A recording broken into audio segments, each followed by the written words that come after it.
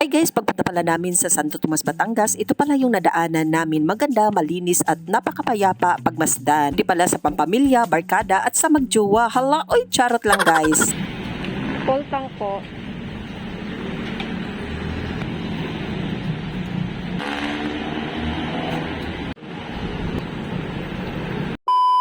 Ngayong araw pupunta pala ako sa Santo Tomas, Batangas para i-meet ko ang aking kaibigan na naging kaklase ko rin noong college. Dahil nagtitinda pala ako guys, nag-order pala siya sa akin at naisipan ko na rin na ihatid ko sa kanila. Ang binabaybay pala namin ang kahabaan ng kalsada guys, may dadaanan pala kaming na-aksidente. Kaya lagi nating tandaan guys, kapag umalis tayo ng bahay, lagi tayong magdasal, magpapasalamat sa araw-araw at naway bantayan tayo sa ating may kapal kahit saan man tayo maglakbay. Pala ngayon ng linggo guys, pero ramdam ko pa rin ang traffic sa kahabaan ng kalsada, pero hala, mas ramdam ko talaga na mawala na ako ng gasolina. Hey guys, ito pala yung baby ko, baby Damulag. Mag 4 years na pala to sa akin. Yung tipong simpleng bike lang ang pinapangarap mo. Tapos ito pala yung binigay ni Lord sa'yo. Sarap sa mata.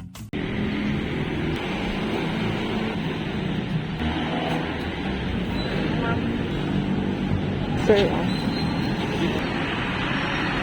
Ito na nga guys, malapit na pala kami sa aming destination. Medyo natagalan lang dahil napakagulo talaga ng friend ko. Ang daming kaikikan, palibhasa, letter S kasi, charot! Sa wakas guys, nagkita na rin kami. Ang sarap pala sa pakiramdam guys no, na kahit ilang taon na kayong hindi nagkita, magkaibigan pa rin ang turingan sa isa't isa. Oha, ang sarap pala sa pakiramdam. Nagsumbong ka agad, ayaw daw niya sabihin ko na single siya. Alangan naman ako, may maniwala kaya?